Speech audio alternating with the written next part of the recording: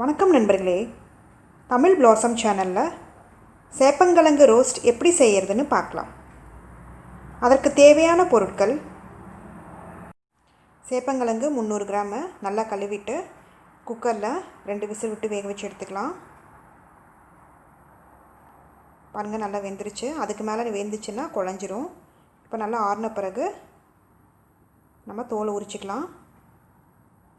ரொம்ப நேரம் வேக விடாதீங்க, 2 விசில் போதும்.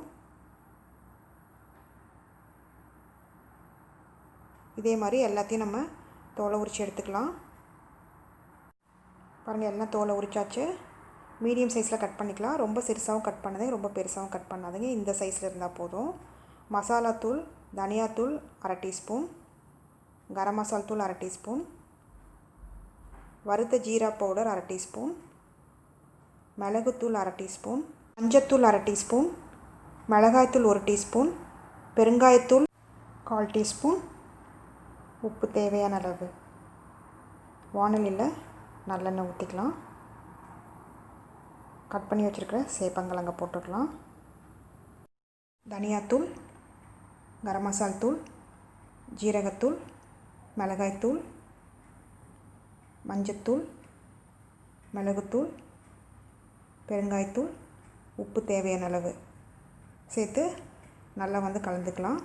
எல்லா பக்கமும் மசாலா ஒட்டுற மாதிரி நல்லா கலந்து விட்டுக்கலாம். சிம்லேயே வச்சு நல்லா கலந்துக்கோங்க. இது பிசுபிசுப்பு தன்மை இருக்கிறனால நம்ம சிம்லேயே வச்சு எண்ணெயில் வறுத்தோம் அப்படின்னா அந்த பிசுபிசுப்பு தன்மை போயிடும். 2 பக்கம் நல்லா ரோஸ்ட் ஆகணும். மசாலா எல்லா பக்கம் பிடிக்கிற மாதிரி நல்லா கலந்து விடுங்க. நல்லா ரோஸ்ட் ஆகட்டும். 2 பக்கம் திருப்பி விடுங்க. சிம்லேயே வச்சு நல்லா ரோஸ்ட் பண்ணுங்கள். அப்போ தான் நல்லா ரோஸ்ட் ஆகும்.